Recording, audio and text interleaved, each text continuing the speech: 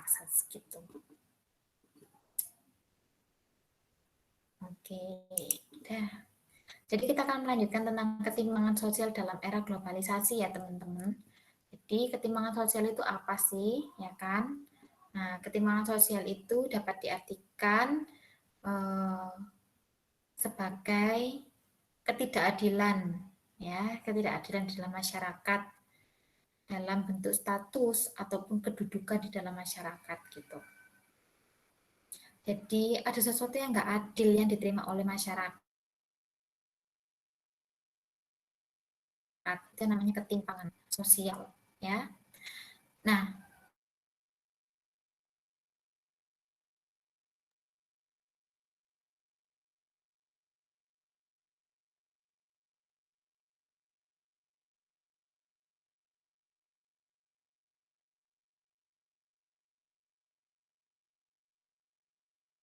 ketimpangan ini teman-teman sebenarnya di seluruh dunia itu terjadi, nggak cuma, tapi harus diingat bahwa semua negara.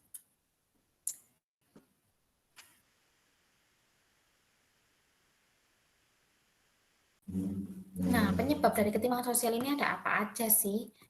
Bisa kondisi demografi, ya kan? Kondisi demografi ini bisa dilihat dari jumlah penduduknya, ya kan? Kalau jumlah penduduknya semakin banyak, ya kan? Biasanya dia cenderung ketimpangan sosialnya juga akan semakin tinggi, gitu.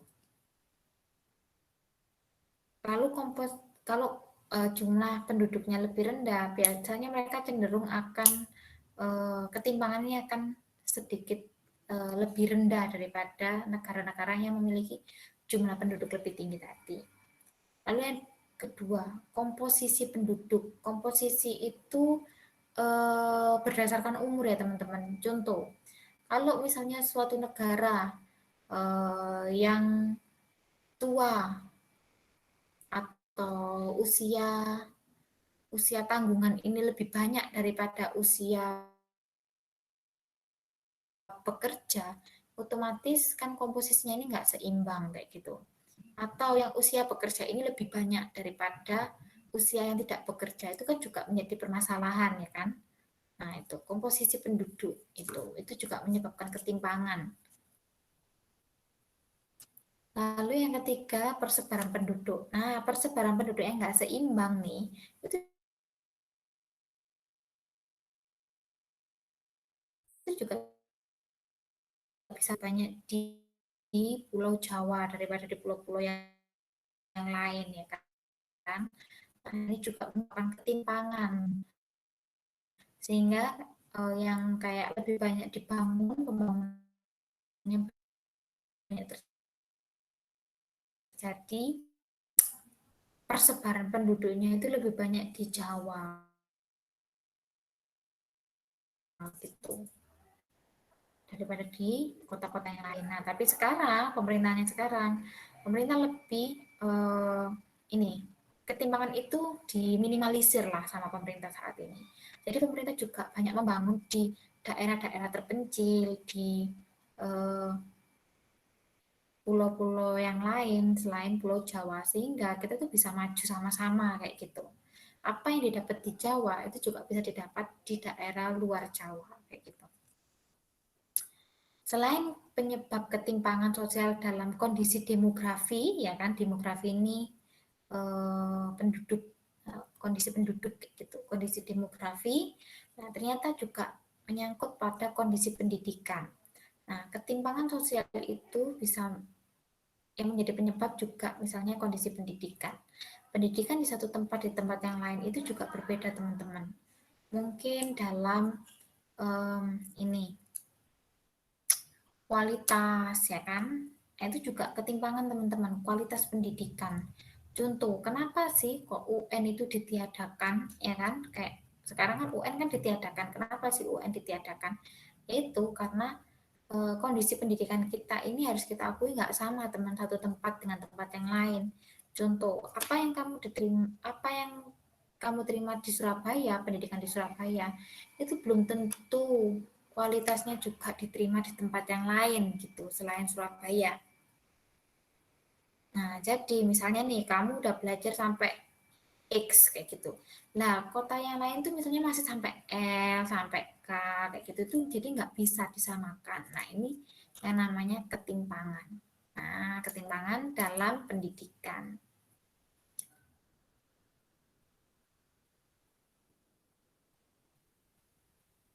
Lalu ada penyebab ketimpangan sosial itu juga pada kondisi ekonomi ya kan. Kondisi ekonomi tertentu itu juga menjadi ketimpangan sosial. Ada yang kaya, nah lalu juga kelihatan banget yang miskin kayak gitu teman-teman. Range-nya ini sangat kelihatan kayak gitu.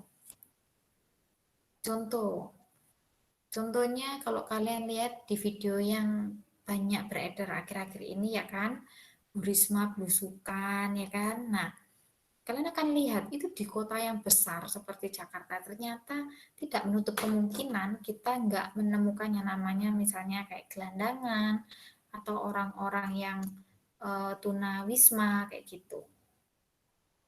Kita pasti juga akan menemukan ternyata di kota-kota yang besar seperti itu. Gitu. Nah, itu ada ketimpangan sosial dalam bidang ekonomi tadi, kondisi ekonominya. Lalu dalam kondisi kesehatan. Nah, penyebab ketimpangan sosial itu juga kondisi kesehatan, ya kan? Kesehatannya satu tempat dengan tempat lain ini bagaimana? Apakah sarana kesehatan sudah mencukupi atau belum? Itu bisa menjadi ketimpangan sosial, teman-teman. Gitu. Lalu kemiskinan yang seperti tadi Bu omongin tadi, itu juga kondisi ekonomi sebenarnya. Lalu kurangnya lapangan pekerjaan, ya kan? Ketimpangan sosial itu juga bisa dalam kurangnya lapangan pekerjaan, sehingga orang-orang yang kurang lapangan pekerjaan tadi itu pindah ke tempat yang lain yang dianggap di sana lebih banyak lapangan pekerjaan. Jadi kenapa sih kok kadang di suatu wilayah itu jumlah penduduknya jauh lebih banyak daripada tempat yang lain? Ya karena mereka, banyak orang berpikir bahwa di tempat tersebut ini banyak lapangan kerja yang disediakan di tempat tersebut kayak gitu. Padahal juga mungkin tidak juga gitu loh. Nah, yang terakhir, nah ini perbedaan status sosial di masyarakat. Nah, perbedaan status sosial ini bisa menyebabkan ketimpangan teman-teman kayak gitu. Statusnya lebih tinggi. Ya, misalnya um,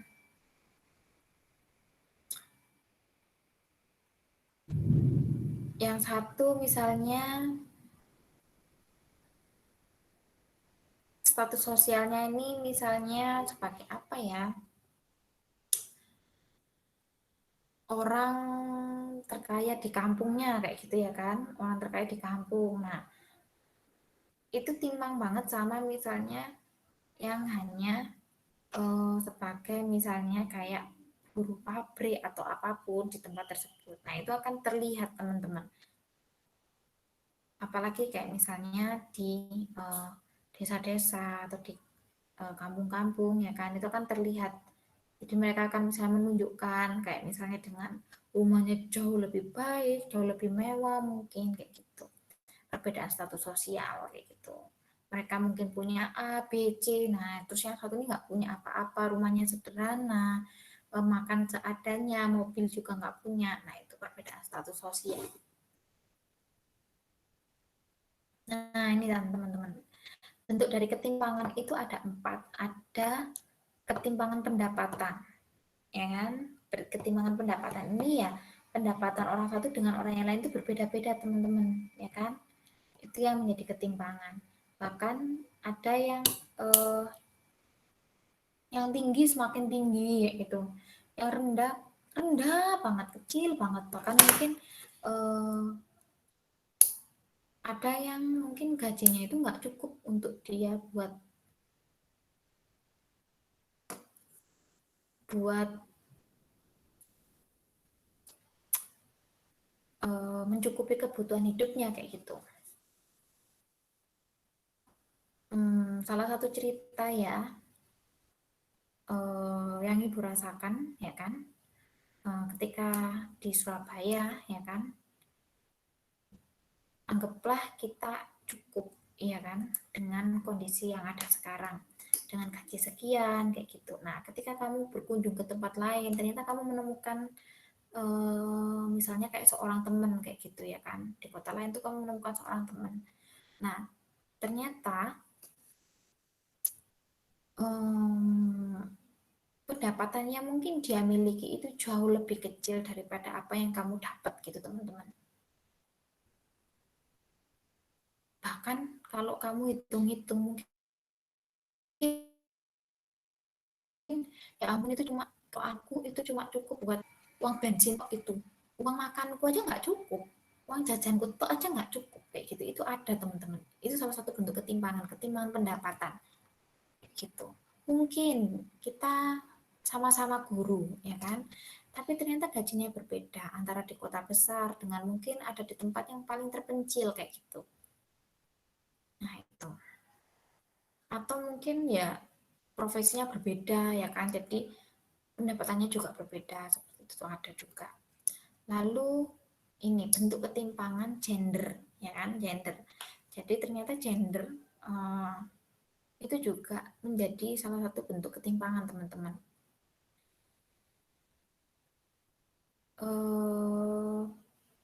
Contohnya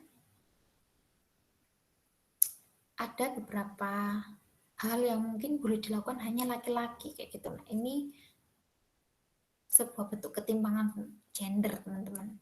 Jadi kenapa kita kenal kalau sekarang namanya Ibu Kartini ya kan? Nah, itu yang membuat sebenarnya hak wanita dengan haknya laki-laki itu sama. Wanita pun bisa menjadi seperti laki-laki kayak gitu, bekerja seperti laki-laki pun bisa kayak gitu. Nah, ini kesetaraan gender sekarang munculnya kayak gitu. Kalau dulu tuh nggak boleh teman-teman, zaman dulu. Nah, ini adalah salah satu bentuk dari ketimpangan teman-teman. Lalu ketimpangan kesehatan, ya kan? Ketimpangan kesehatan. Um, Makanya kan pemerintah ya kan di Indonesia itu juga menerapkan salah satunya adalah BPJS kesehatan kayak gitu. Nah, ini untuk meminimalisir ketimpangan kesehatan yang ada di Indonesia, teman-teman. Kita tahu ya, kalau misalnya biaya kesehatan tuh nggak murah. Tadi Bu juga jelasin di kelas sebelah ya kan. Biaya kesehatan tuh nggak murah, teman-teman, ya kan. Biaya pendidikan juga nggak murah gitu. Nah, sehingga pemerintah itu salah satunya bentuk program kerjanya pemerintah itu ya membuatkan kartu BPJS kesehatan. Mungkin kalau sekarang dibilang, ih mahal loh, sekarang itu ada naik sekian gitu. Nah, coba kalau kalian uh, lihat orang-orang yang lain gitu ya kan, ada yang mungkin dia nggak mampu tapi uh, sakitnya benar-benar parah dan misalnya dia harus kayak cuci darah atau dia harus ini apa namanya kemo dan lain sebagainya, tapi dia nggak punya duit ya kan. Nah, BPJS kesehatan itu membantu banget teman-teman buat dia kayak gitu. Jadi ketimpangan dalam kesehatan ini ya kan itu bisa diminimalisir oleh pemerintah dengan adanya BPJS kesehatan itu teman-teman. Jadi kayak yang mampu membantu yang kurang mampu atau yang lemah kayak gitu. Misalnya makanya kenapa meskipun kamu nggak sakit nih ya kan, kamu tetap harus bayar misalnya BPJS kesehatan itu gitu ya kan. Nah, itu untuk ya membantu kayak saudara-saudaramu yang saat ini kesehatannya sedang terganggu kayak gitu dan dia nggak punya duit tuh buat uh, buat berobat langsung kayak gitu. Nah, dia harus menggunakan BPJS kesehatan itu tadi. Lalu ada bentuk ketimpangan pendidikan. Tadi Ibu bilang ya kan, bahwa pendidikan, kualitas pendidikan di satu tempat dengan tempat yang lain itu berbeda-beda teman-teman. Jadi nggak bisa kita samakan. Contoh, kalau kamu lihat di Jawa aja ya, anak TK itu udah bisa baca tulis, ya nggak sih? TKB itu udah bisa baca tulis, itu udah ya bisa dibilang lancar lah ya. Tapi coba kamu pergi ke daerah yang terpencil ya kan, mungkin di situ pendidikan itu bukan hal yang utama buat mereka. Bagaimana TK di sana kayak gitu. Nah, coba kamu bandingkan dengan di Jawa. Nah, sangat miris teman-teman. Nah, ini adalah salah satu bentuk ketimpangan. Nah, banyak peran pemerintah juga dalam hal pendidikan ini. Contohnya kalau di guru itu biasanya ada program pemerintah namanya SM3T. Jadi guru-guru ini akan kayak disebar di daerah terpencil, terbelakang, yang ter gitu ya kan, terluar. Nah, itu untuk memajukan pendidikan yang ada di daerah setempat. Kayak gitu. Jadi biar kualitasnya yang ada di daerah tersebut itu sama dengan yang ada di Jawa ini. Apa yang mereka dapat itu sama dengan kalian yang kalian dapat gitu. Sampai sini ada yang mau tanyakan dulu? Ada? Belum, Bu. Oke.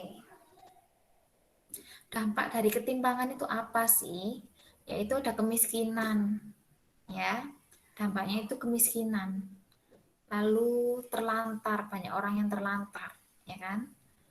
Diterlantarkan karena ketimpangan sosial tadi. Lalu ketertinggalan, ya tadi Bu katakan misalnya kayak pendidikan tadi ya kan. Nah, kalau di daerah terpencil mereka kan semakin jauh, semakin tertinggal kayak gitu, karena terpencil. Dampak ketimpangan ada 3, kemiskinan, keterlantaran, dan ketertinggalan atau keterpencilan. Gimana sih upayanya untuk mengatasi ketimpangan sosial? Nah, di sini Ibu memberikan beberapa upaya. Sebenarnya mungkin ada banyak gitu ya kan. Cuma ini adalah salah satu gitu yang bisa kita gunakan. Yang pertama adalah mengembangkan wilayah-wilayah strategis untuk mengoptimalkan sumber daya. Mengoptimalkan wilayah-wilayah strategis. Jadi kita ini mengembangkan satu tempat yang kita rasa daerah tersebut adalah strategis. Nah, jadi kalau kota tersebut berkembang, nah kota ini itu akan menulari kota-kota belakangnya, teman-teman. Contoh deh, contoh ya, kalau di Jawa ini yang kita tahu banget tuh Surabaya ya kan. Nah, Surabaya ini ya kan sumber dayanya dikembangkan banget, dioptimalkan. Nah, ketika Surabaya berkembang, Surabaya ini akan mempengaruhi daerah sekitarnya, teman-teman. Contohnya, Sidoarjo, Gresik juga ikut berkembang. Terus mana lagi? Lamongan dan lain sebagainya itu akan berkembang karena Surabaya juga berkembang kayak gitu. Nah, di tempat lain, contohnya lagi misalnya di daerah Sulawesi itu ada Makassar. Nah, Makassar ini dioptimalkan supaya daerah di sekitarnya Makassar itu juga berkembang, teman-teman. Lalu yang kedua, meningkatkan pembangunan di wilayah yang tertinggal. Nah, wilayah yang tertinggal ya kan jangan semakin ditinggalkan, tapi dibangun, teman-teman. Mulai dari pendidikannya ya kan, diperbaiki kualitasnya, dikasih sarana prasarana yang memadai, misalnya sarana kesehatan, transportasi ya kan, jalannya diperbaiki supaya kalau kemana-mana itu jauh lebih deket ya kan. Nah, itu meningkatkan pembangunan di wilayah tertinggal. Ini bisa mengatasi ketimpangan sosial. Jalan itu faktor terpenting, teman-teman. Sebenarnya. Kalau jalannya itu jelek, ya kan? Kalau jalannya ini susah buat kita lewatin, otomatis kayak kita mau berangkat ke sekolah aja males nggak? Terus jalannya susah, becek, kalau hujan nih kehujanan, lumpur tok kakiku. Susah nggak? Males nggak kalian kalau misalnya mau berangkat sekolah harus becek-becekan kayak gitu? Jalan kaki becek-becekan kayak gitu. Males kan? Nah, coba kalau itu dibangun jalan yang bagus, ya kan? Nah, kalau jalannya bagus kan kalian udah mungkin nggak becek-becekan lagi, ya kan? Terus mungkin ada sarana transportasi lagi yang bisa membawa kalian tuh jauh lebih cepat buat ke sekolah, ya kan? Ada angkot, ada misalnya di situ akhirnya muncullah Gojek, ya kan? Nah, ini kan kamu jadi lebih lebih semangat lah untuk berangkat ke sekolah daripada ketika jalannya di tempatmu belum dibangun kayak gitu. Sama dengan orang yang bekerja, teman-teman, ya kan. Ekonomi daerah tersebut itu akan lebih maju kalau jalannya itu dibangun bagus kayak gitu teman-teman. Nah, coba kalau misalnya dari jalan aja, ya kan, itu kurang bagus atau jalannya ini ya jelek lah. Nah, itu akan menurunkan ekonomi warga sekitar gitu. Jadi nggak bisa cepet lah, maksudnya kayak jual beli barang ini juga nggak seberapa cepet lah dibandingkan dengan kota-kota yang mungkin sarana transportasi sudah mewadai, jalannya bagus. Kan kalau kamu kemana-mana mau beli apa ini cepet gitu kan. Kalau orang-orang kayak gitu tuh lama. Jadi akhirnya membuat ekonomi daerah tersebut juga kurang maju kayak gitu. Mengembangkan pembangunan. Nah, ini merubah kebijakan inward looking menjadi outward looking. Ya, inward looking menjadi outward looking. Apa itu kebijakan apa itu inward looking? Ada yang bisa jawab?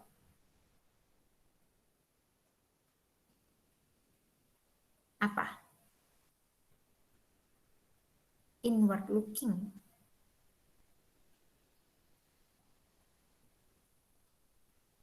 Kebijakan ekonomi yang melakukan industrialisasi gitu dan substitusi barang-barang import untuk memenuhi kebutuhan dalam negeri. Oke, oke, plus 2 buat Britney ya. Jadi kalau inward looking ya kan, kebijakan inward looking itu adalah kebijakan ekonomi untuk melakukan industrialisasi. Jadi barangnya itu adalah barang-barang impor ya, untuk digunakan dalam negeri itu barang-barang impor teman-teman. Tapi sekarang ini ya kan, untuk kita mengatasi ketimpangan sosial, kita itu harus merubah jadi outward looking ya kan. Yang diusahakan adalah barang-barang dalam negeri ya, baik barang-barangnya nanti itu digunakan sendiri oleh negara kita, bahkan juga diekspor teman-teman. Jadi pembatasan impor itu dilakukan di sini di outward looking. Tapi barang-barang dalam negeri itu lebih digiatkan kayak gitu. Contoh deh, sumber daya alam kita banyak nih, ya enggak sih? Beras, kedelai kayak gitu. Terus apa lagi? Dan lain-lain lah ya. Tapi kebanyakan dari kita itu mungkin kita akan mengimpor, melakukan impor kayak gitu. Kedelai impor, padahal kedelai dalam negeri juga masih banyak kayak gitu. Apa-apa suka barang impor, baju, wah ini loh baju dari eh, Australia kayak gitu. Ini baju dari Singapura ya kan. Nah, belum tentu juga kadang juga ketika kalian seperti itu ternyata barangnya mungkin dibuat di Indonesia gitu teman-teman. Jadi dibuatnya di Indonesia, diekspor ke sana, kalian beli dari Indonesia, beli di sana, ya kan eman gitu teman-teman.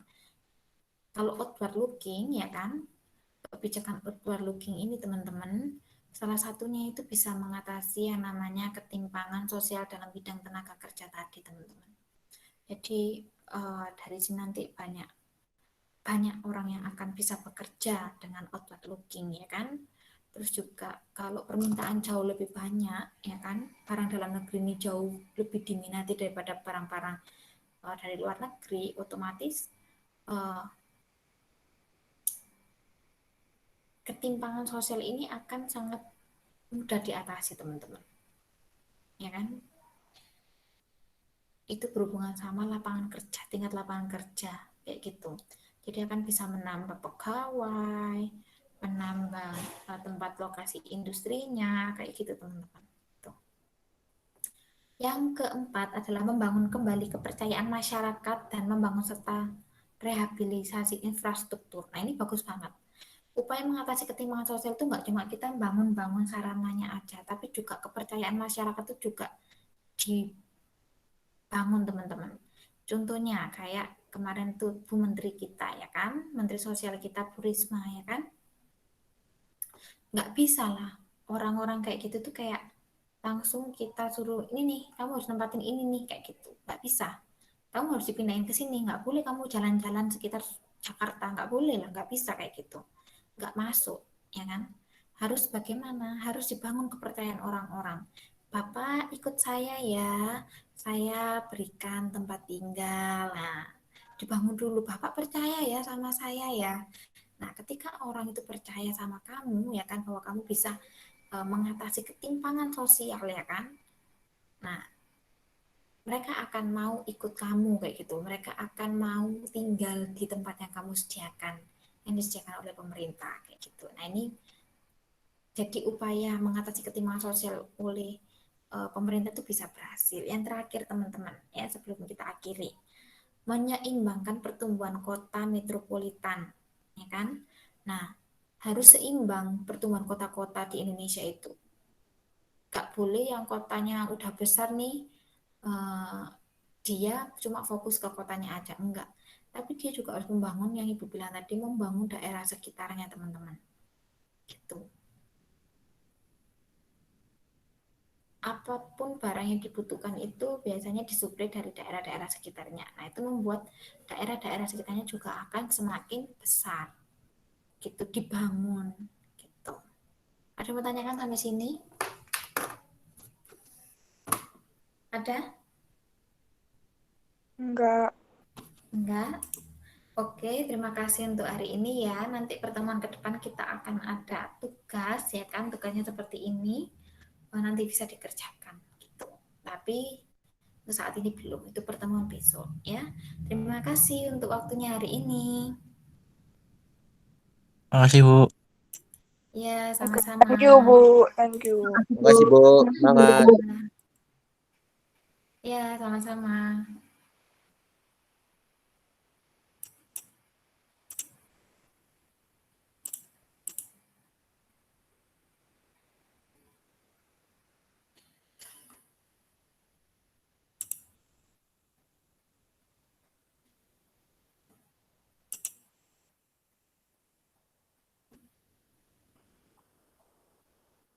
Kasih Kak, kelasnya udah selesai. Oh ya Bu, maaf Bu. Internetnya lemot soalnya. Ya, Kak apa-apa. Nanti kamu bisa cek di YouTube ya. Ya, kasih Bu.